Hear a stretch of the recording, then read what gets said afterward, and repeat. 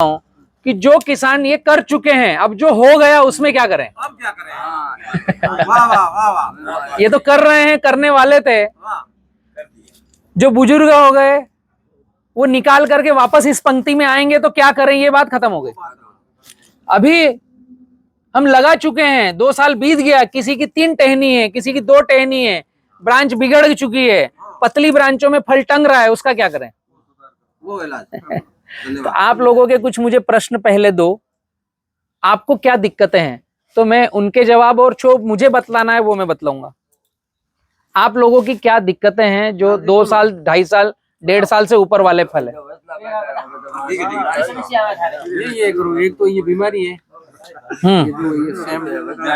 ये फिक्स्ड हो गया, ये बीमारी है। और पहले जो फल लग रहे थे वो नीचे गिर रहे फूल, वो भी एकदम सही सेट नहीं होता। फूल ड्रॉपिंग हो रहा है, फल भी गिर रहा है। अच्छा, एक पत्ते भी सूख रहे हैं, पत्ते भी सूख रहे हैं। आधे पत्ते सूख। पत्ता जो है पीछे तने के पास से हरा है, साइड के किनारा और मुहाने से सूख रहा है, जैसे कि जला दिया हो, माचिस से मुहाना जलाया हो, जितना जल गया उतना सूखा, बाकी पीछे से हरा है। ओके, फूल ड्रॉप हो रहा है, फल ड्रॉप हो रहा है। अभी इसमें आपने फल सेटिंग के लिए किया क्या। आपने जो फल लेना चाहा वो 2 साल बाद लिया, 1.5 साल बाद लिया, कब लिया। अभी वर्तमान में स्थिति क्या है। 1.5 साल अभी लगे हुए, लेकिन ये भी है वो पत्ते वत्ते तो मले थे, जल रहे। नहीं, जो फल सेटिंग चालू किया उसके पीछे आओ थोड़ा सा।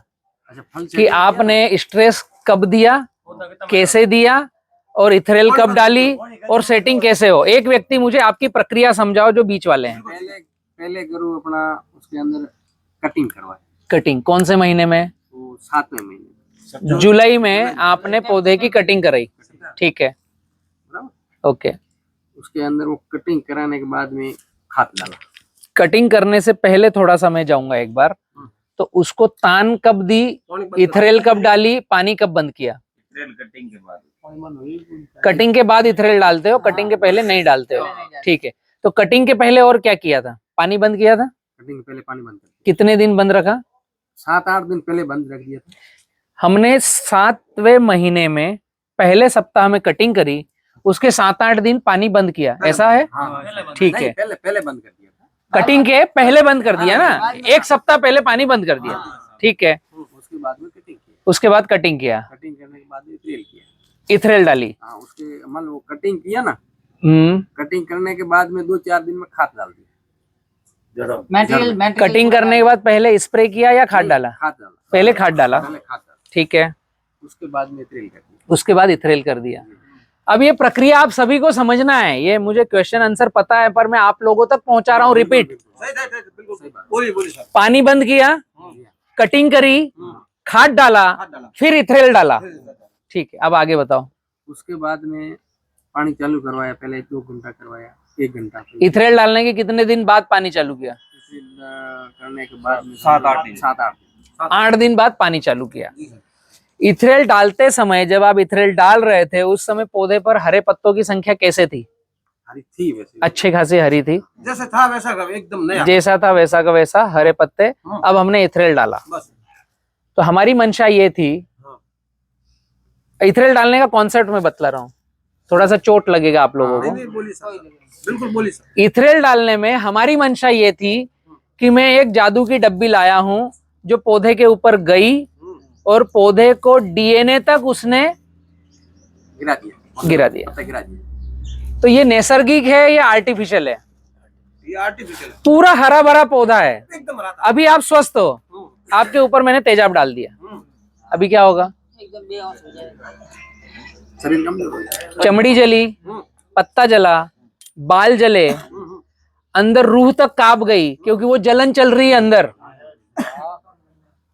अभी कॉन्सेप्ट समझने की चेष्टा करना। मैं स्वस्थ हूं, मुझे मेरे चारों तरफ से सीधा तेजाब मुंह पे नहीं डाला कि एक जगह जलाया, चारों तरफ से धुआं बनाकर चमड़ी के रोम रोम तक स्प्रे किया तेजाब का। अब मेरा हर रोम, पहले तो ये जो ऊपर के बाल हैं ये सिकुड़ कर अंदर गए, अब रोम छिद्र जला, यही पौधे के साथ हो रहा ना, क्या हो रहा है, इथरेल डाली, पत्ते जले, सिकुड़े और ड्रॉप हुए, यही होगा ना, हरा भरा ताजा है। एकदम तो पहले क्या हुआ, पहले क्या हुआ कि हमने घाव दिया, घाव देने के साथ हम क्या कर रहे हैं, कटिंग किया तब भी घाव ही हुआ, एक घाव, उंगलियां, हाथ पैर, नाखून सब काट दिए, ब्लडिंग हो रही है। ध्यान से देखोगे तो पौधा जीवंत है, हम अगर उसको वस्तु समझेंगे आदमी की तरह। हम उससे कभी भी अच्छा फल नहीं ले पाएंगे, तेलिया ही आएगा और वो हमको पैसा नहीं देगा। वो इंसान है, श्वास लेता है, पानी पीता है, भोजन खाता है, खाद डालते हो ना, पानी भी देते हो। कोरोना में 1 किलो ऑक्सीजन सिलेंडर 10 लाख में नहीं मिल रहा था, नहीं मिल रहा, बिल्कुल सही बात है। पता है ना। उस समय हमें सबको पता चला कि हमारे फेफड़े यहाँ पौधों के ऊपर टंगे हुए हैं, ऑक्सीजन वही दे रहे हैं। जो शहरों में बैठते थे बड़ी बड़ी बिल्डिंगों में, जो एसी में रहते थे, वो गांव में बरगद के, पीपल के, नीम के पेड़ के नीचे खटिया बिछाकर रहने लगे। बिल्कुल सही है। हम गांव वालों को दिक्कत नहीं आई, पर ऐसा हुआ है, ये हमने देखा है। तो वो जो पौधे हैं कार्बन डाइऑक्साइड ले रहे हैं और ऑक्सीजन छोड़ रहे हैं, तो श्वास तो ले रहे हैं ना, हम भी श्वास ले रहे हैं, बिल्कुल ले रहे हैं। वो भी श्वास ले रहे हैं, हम भी पानी पी रहे हैं, वो भी पानी पी रहे हैं, हम भी भोजन कर रहे हैं, वो भी भोजन कर रहे हैं, हम भी नित्य कर्म करते हैं, विष्ठा निकालते हैं। उनकी विष्ठा क्या है, फल लेने की। अनार साल भर आपने तैयार किया, खाना खिलाया, भोजन दिया, पानी पिलाया, आखिर में उसने क्या दिया, एक फल। तोड़ने मत जाओ, वो खुद टूट के गिर जाएगा। वो फल उस पौधे का काम का है नहीं, वो फल किसके काम का है, हमारे काम का है, हम खा सकते हैं उसको। ऊपर वाले ने एक सटीक प्रक्रिया रची है। 2 ही तरह के पूरी पृथ्वी पर प्राणी हैं, एक है चल और एक है अचल। हम चल फिर सकते हैं, बिल्कुल। पेड़ पौधे अचल है, स्थिर है, वो चल फिर नहीं सकते, लेकिन दोनों प्राणी की गिनती में है जिंदा है वो भी, सही बात। और दोनों एक दूसरे के पूरक है। ये कॉन्सेप्ट समझ में आएगा तो हमारे खेती करने के तरीके में सुधार होगा। बिल्कुल सही है। और जो आपने अभी प्रक्रिया बतलाई, इस पर भी मैं आ रहा हूं, पहले कॉन्सेप्ट आप तक पहुंचाऊं कि हम दिमाग में अनार को देखें किस तरीके से। अनार एक प्राणी है, हमें ऐसा लगता है कि वो बात नहीं कर पाता, एक ही जगह स्थिर है। उसके ओरे को जब आप समझने लगोगे ना, तो आप उससे बात भी करने लगोगे, तो आपको समझ में आएगा कि हमने उसकी कटिंग कब करना चाहिए, खाद कब देना चाहिए और इथरेल कब डालना चाहिए। बिल्कुल सही है। वो बताओ। मैं इसलिए प्रक्रिया पर आपको लेकर जा रहा हूं। अगर मैं जो बोल रहा हूं ये आपके डीएनए तक नहीं पहुंचा पाया ना, तो इथरेल कब डालना है ये तो कोई भी डॉक्टर आकर फिर दूसरी पाठशाला लेगा ना, आपको बोलेगा इस दिन डाली थी, गलत हो गया, आप उस दिन डाल दो। बस। आपका दिमाग कब चलेगा कि इथरेल कब डालना है। मैं इसलिए आपको बता रहा हूं कि अनार क्या है, पहले उसको समझ लो। तेजाब डालना बंद करो। हमारे बाल बढ़ गए, हमारे नाखून बढ़ गए, तो हम नाई के पास गए और टाइम टेबल पर हमने ढंग से कटिंग कराई। ये काम करना है। सही है। नाई के पास गए, बोला हमको तेजाब डाल दे, ऐसा किया नहीं ना।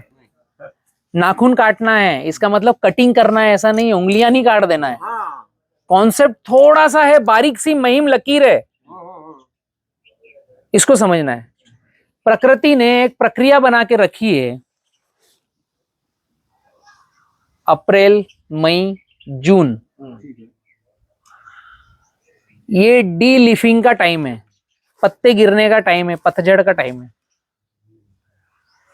मई जून पतझड़ होकर के नया पानी आया, कोपल की हवा आई तो नई कोपले फूटेगी, हवा से पानी लेना चालू होगा, नए पत्ते आएंगे। हम बात कर रहे हैं कि जुलाई के पहले सप्ताह में हमने कटिंग करी, मतलब हमने उंगलियां काट दी। ये कटिंग का टाइम ही गलत है। उसके बाद हमने खाद दिया। अभी आप ही के प्रश्न में से उत्तर निकलेगा, ध्यान से देखते जाओ। जुलाई के पहले सप्ताह में बारिश आई है, पानी गिर रहा है, पौधा नैसर्गिक तान ले चुका है, जब लेना था उसको मई जून, जवान हो रहा है अब तो। जब उसको पत्ते गिराना थे, जो उसको होना था वो टाइम था। हाँ, अभी बारिश आ गई है, वो पानी पी रहा है, खिल के चलने को तैयार है, उस समय आपने उंगलियां काटी है। टाइमिंग देखना, मैं आपको टाइमिंग को सेट कर रहा हूं। राइट, अभी वो उत्तेजित हो रहा है कि मैं बाहर पे आऊं, बिल्कुल बिल्कुल। हमने काट दिया। अभी उसकी हर दिन नई कोपलें फूट रही है, नए पत्ते आ रहे हैं, हम उसको इथरेल से पूरे को नहला दिए हैं कि भाई तू तो अभी मर, सूख, बस यही कर रहे हैं हम। तेरे जिंदा रहने का अभी कोई टाइम नहीं है। जरा मर्दी। कब होता है अनार में ये? ऑटोमेटिक प्राकृतिक 70% पत्ते गिर जाए या 50% गिर जाए, 60-70%, 40% गिर जाए, 50-60% जो सूखने की कगार में हो, जिनको थोड़ा सा हिलाएंगे और गिरेंगे, और 10-15% पत्ते ऐसे हो जिनको इथरेल से गिरा सके, तब हमें इथरेल लेना चाहिए। हम जुलाई में बारिश हो रही है, हरा पत्ता रोज फूट रहा है, गड़बड़ है। ऐसा ही कर रहे हैं। इस तरह की टाइमिंग में जब भी जाओगे तो कभी तुक्के से कुछ फल अच्छे रहेंगे, बाकी हमेशा बीमार ही रहेंगे, और आपके यहां से कभी एक्सपोर्ट नहीं होगा। ये बात है, बिल्कुल सही। जीवन में गठान बांध लो, जो यूरोपियन कंट्री है वहां कभी अनार नहीं जाएगा आपका, गल्फ कंट्री में और भारत में बिकेगा, और वो भी बीमार अनार बिकेगा, और हम जितने पैसे कमाएंगे उससे ज्यादा हम दुकानदारों को देके आएंगे। तो अनार में डी फ्लावरिंग करना, डी फॉगिंग करना, डी लीफिंग करना, पत्ते गिराना कुदरत के साथ में है। मई का महीना पत्ते गिराने का है।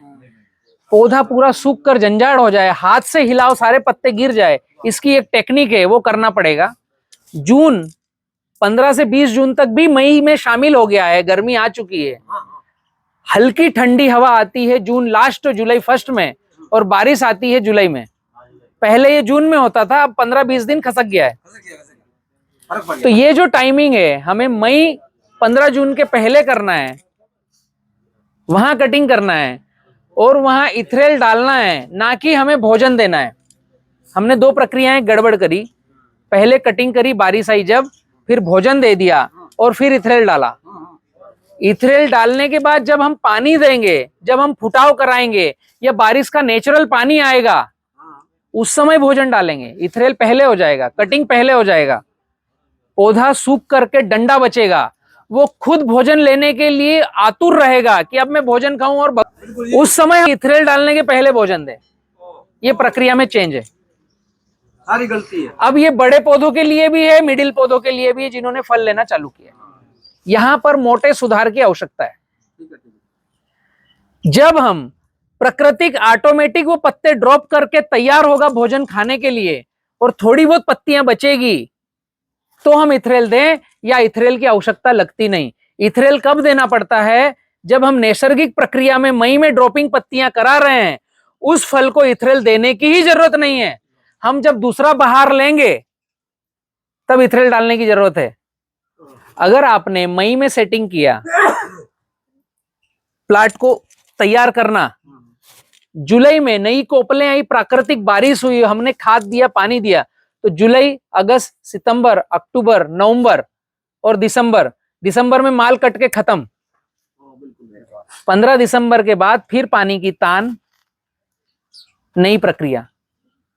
मई, जून, जुलाई, अगस्त, सितंबर, अक्टूबर, मई से लेकर अक्टूबर तक 6 महीने खत्म हो जाते हैं।